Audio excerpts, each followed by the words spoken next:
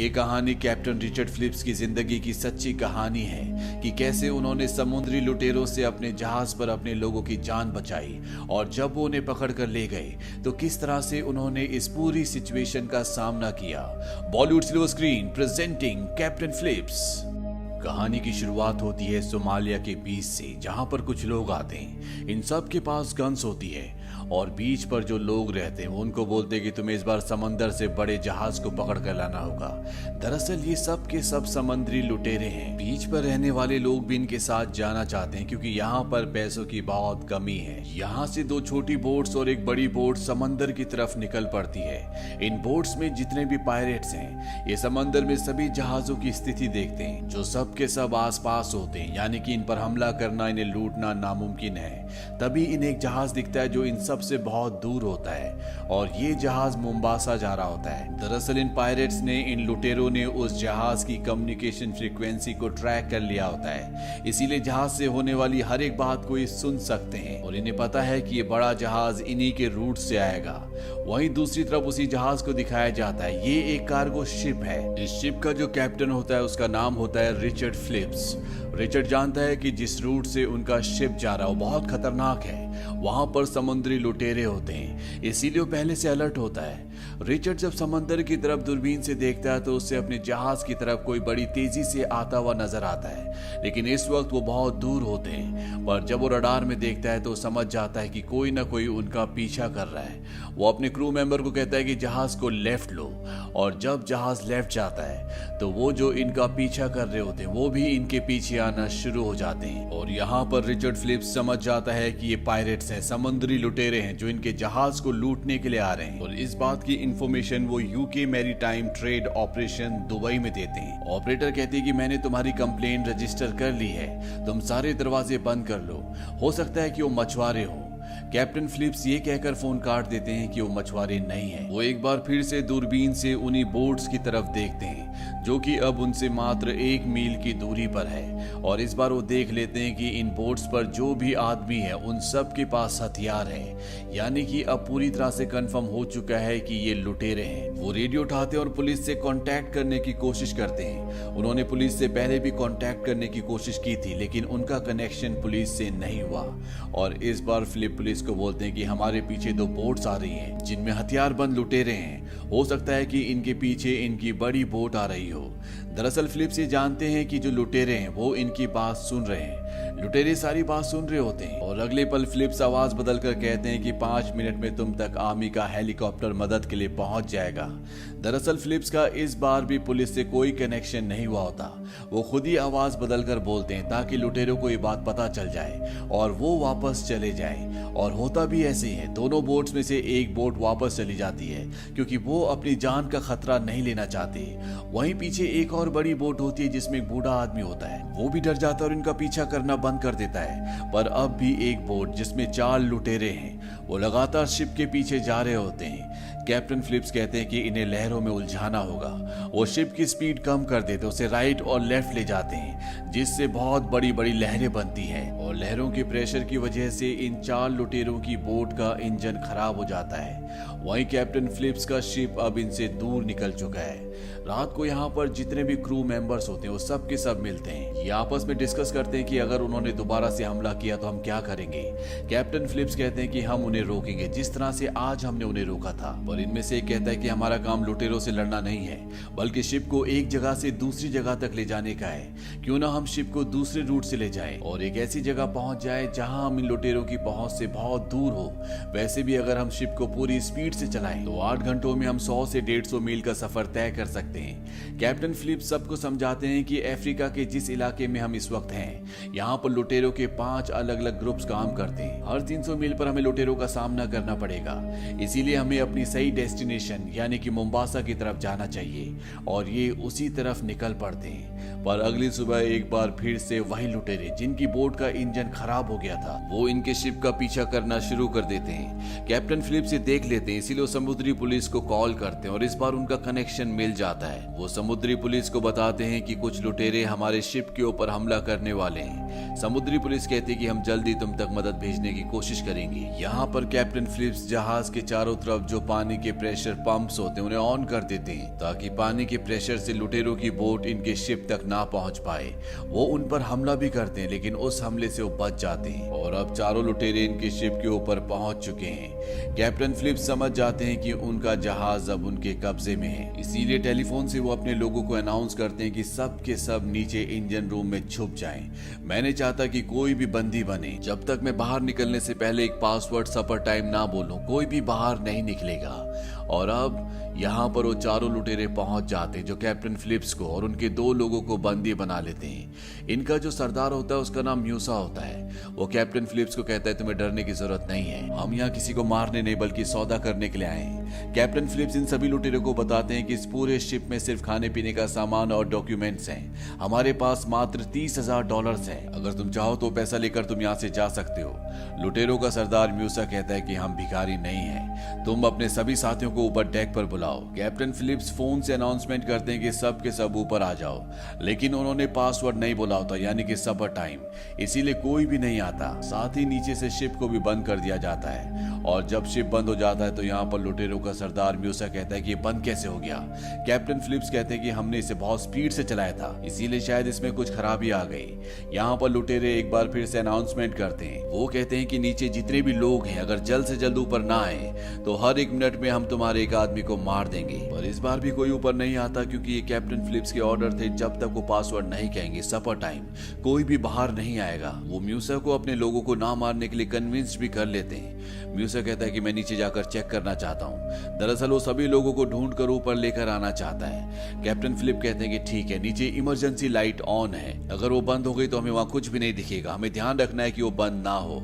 और ये कहते हुए उनके हाथ में जो वॉकी टॉकी होता है वो उसका बटन ऑन कर देते हैं। इसीलिए नीचे इंजन रूम में जितने भी लोग छुपे होते हैं वो सब के सब ये बात सुन लेते हैं। वो समझ जाते हैं कि उन्हें इमरजेंसी लाइट को बंद करना होगा, नहीं तो वो लोग यहाँ पर आकर इन्हें ढूंढ लेंगे। इनमें से एक आदमी जनरेटर बंद करने के लिए निकल जाता और दूसरा पानी लेने के लिए। वहीं दूसरी तरफ कैप्टन फिलिप्स, म्यूसा और एक और आदमी, ये तीनों के तीनों नीचे आना शुरू करते हैं। कैप्टन फिलिप्स जानबूझकर उसे उस जगह ले जा रहा होता है जहाँ पर वो नहीं है, पर म्यूसा वहीं पर लगे हुए एक मैप को देख लेता है जिससे उसे पता चलता है कि इंजन रूम सबसे आगे है। वो फिलिप्स से कहता है कि मुझे सबसे पहले इंजन रूम में जाना है क्योंकि सारी खराबी, सारी गड़बड़ी वहीं से हुई है। फिलिप्स कहता है कि ठीक है, लेकिन सबसे पहले हमें पीने के लिए पानी लेना होगा क्योंकि वहां पर लाइट नहीं है और इंजन रूम बहुत ज्यादा गर्म होगा। अब ये तीनों के तीनों नीचे पानी लेने के लिए जाते हैं। वहां पर पहले से वो आदमी होता है जो पानी लेने के लिए यहाँ पर आया होता है। फिलिप्स उसे देख लेता है। वो कोल्ड स्टोरेज के अंदर छुपा होता है जहाँ पर अंधेरा भी होता है।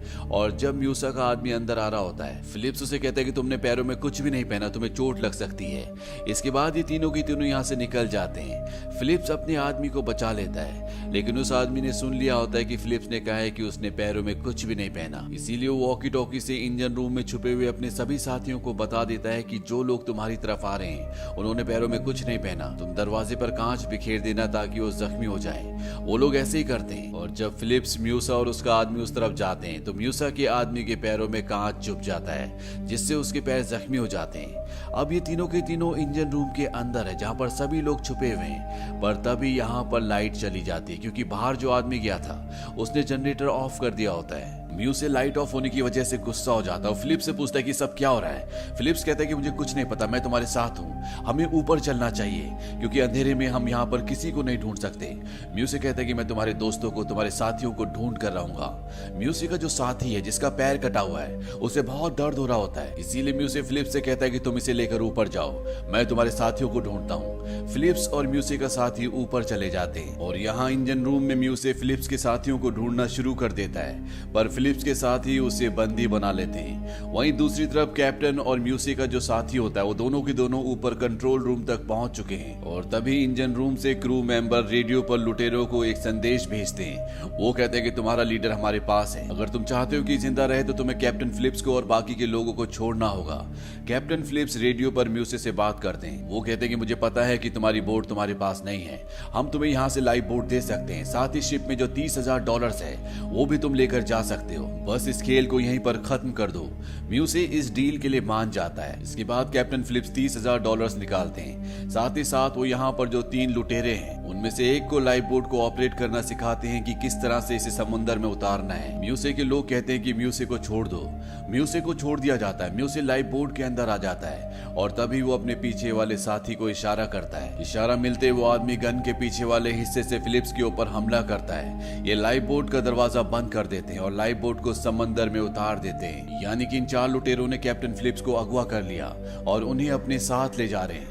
पर जो बड़ा शिप होता है वो भी लगातार उस छोटी सेफ्टी बोट के पीछे जा रहा होता है, क्योंकि क्रू मेंबर्स नहीं चाहते कि कैप्टन फिलिप्स उनकी आंखों से ओझल हो। वहीं ये बात अब यूएस नेवी को भी पता चल जाती है और बहुत जल्द वो अपने ड्रोन्स यहाँ पर भेज देते हैं जिनमें कैमरास लगे होते हैं। वो लगातार लाइफ बोट को देख रहे होते हैं। दरअसल ये लाइफ बोट अब सीधा सोमालिया जा रही है, जहाँ के सारे लुटेरे हैं। वहां जाकर ये उस कंपनी से जिस कंपनी के लिए कैप्टन फिलिप्स काम करते हैं उनसे पैसों की मांग करेंगे। साथ ही साथ में चारों लुटेरे आपस में लड़ना भी शुरू कर देते हैं, क्योंकि इनके पास जो इनका नशीला पदार्थ होता है वो भी लगातार खत्म हो रहा होता है। इसीलिए आपस में इनके बीच में टेंशन बढ़ना शुरू हो जाती है। अब इनसे यूएस नेवी के शिप के कंट्रोल रूम से कांटेक्ट किया जाता है, जो अब पास ही पहुंच चुका है, जिसे देखकर ये चारों लुटेरे पूरी तरह से घबरा जाते हैं। यूएस नेवी के कमांडर बोलते हैं कि देखो, हम तुम्हें यहाँ से जाने देंगे, बस तुम कैप्टन फिलिप्स को छोड़ दो। म्यूसे घबरा कर कहता है कि हम कोई आतंकवादी नहीं है, हम मामूली मछुआरे हैं। पर वो कैप्टन फिलिप्स को छोड़ना भी नहीं चाहता। वो कहता है कि हम कैप्टन फिलिप्स को तभी छोड़ेंगे जब तुम हमें $10 मिलियन दोगे। म्यूसे को बताया जाता है कि ये इतना आसान नहीं है, इसमें वक्त लगता है, लेकिन तब तक हम तुम्हें खाना और पानी देने आना चाहते हैं। म्यूसे इस बात के लिए मान जाता है क्योंकि उनके पास खाना और पानी दोनों की कमी होती है। कुछ ही देर बाद यूएस नेवी की 2 छोटी छोटी बोट्स इन तक पहुंच जाती है।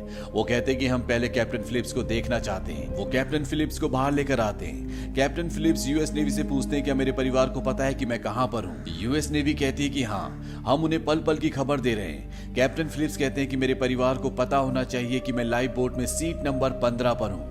दरअसल ये एक तरह से यूएस नेवी को इंडिकेशन होता है कि वो लाइफ बोट के अंदर सीट नंबर 15 पर बैठे हुए हैं। वहीं म्यूसे का साथी जब देखता है कि म्यूसे लगातार नेवी वालों से बात कर रहा है, तो वो कैप्टन फिलिप्स के कान के पास गोली चलाता है और म्यूसे को अंदर आने के लिए बोलता है। वो कहता है कि तुम्हें उनसे ज्यादा बात करने की जरूरत नहीं है।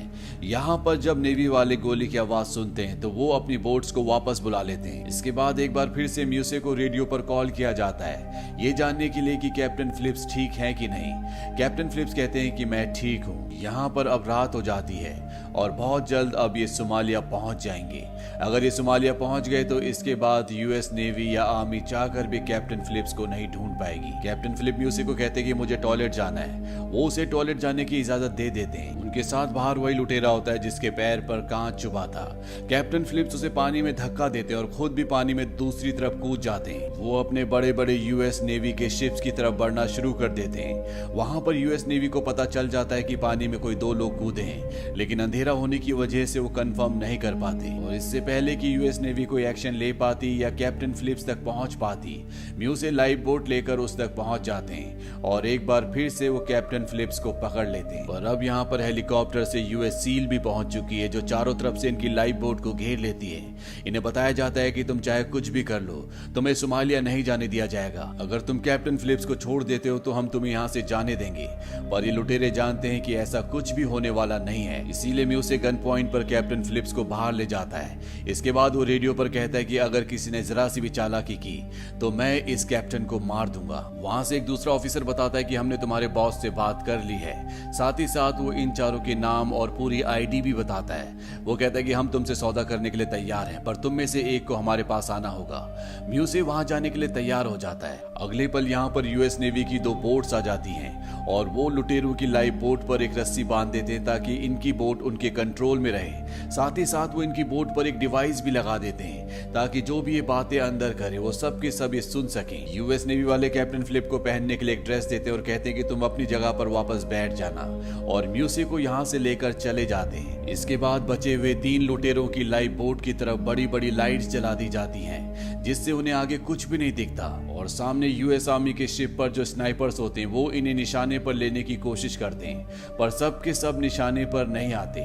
अब वो इनकी लाइफ बोट को अपनी तरफ खींच भी रहे होते हैं। लुटेरे इस बात को माइंड नहीं करते क्योंकि इनका एक आदमी उन्हीं के पास है, साथ ही साथ इनकी डील भी होने वाली है। वहीं कैप्टन फिलिप्स को लगता है कि अब वो नहीं बचेंगे क्योंकि यहाँ पर टेंशन बहुत ज्यादा बढ़ चुका होता है और वो अपने परिवार को लेटर लिखते हैं। तभी एक लुटेरा उन्हें देख लेता है, उनके आपस में हाथापाई होना शुरू हो जाती है और जल्दी ये फिलिप्स को कंट्रोल कर लेते, उसके हाथ बांध देते, साथ ही आंखों में पट्टी भी बांध देते हैं। और ये लुटेरे समझ चुके हैं कि इनके साथ खेल खेला जा रहा है और इनमें जो सबसे खतरनाक और सबसे बड़ा लुटेरा होता है वो तय करता है कि वो फिलिप्स को शूट कर देगा, जबकि दो लुटेरे होते हैं वो ऐसा नहीं चाहते। वहीं अमेरिकन स्नाइपर्स जिन्होंने इन्हें निशाने पर लिया हुआ है, उनके निशाने पर अभी दो होते हैं। अब इन्हें ऑर्डर मिलते हैं कि इनकी बोट को खींचना बंद करो और जैसे वो लाइफ बोट को खींचना बंद करते हैं उनकी लाइफ बोट पर एक झटका लगता है जिससे तीनों के तीनों लुटेरे निशाने पर आ जाते हैं और स्नाइपर्स उन तीनों को एक साथ मार देते हैं। इसके बाद कैप्टन फिलिप्स को रेस्क्यू कर लिया जाता है। हालांकि वो अभी भी एक गहरे सदमे में होते पर उनकी जान बच चुकी है। इसी के साथ ये कहानी खत्म हो जाती है। म्यूसे जिसे यूएस नेवी ने पकड़ लिया था उसे 33 सालों की सजा दी जाती है। आज भी वो जेल में है। ये कैप्टन रिचर्ड फिलिप्स की जिंदगी की सच्ची घटना है जो सन 2009 में घटी थी और सन 2013 में इस पर फिल्म बनी थी कैप्टन फिलिप्स। IMDb पर इस फिल्म की रेटिंग है 7.8। इस फिल्म का बजट था $55 मिलियन और बॉक्स ऑफिस पर इसने कमाई की थी $220 मिलियन की। उम्मीद करते हैं कि सच्ची कहानी आपको पसंद आई होगी।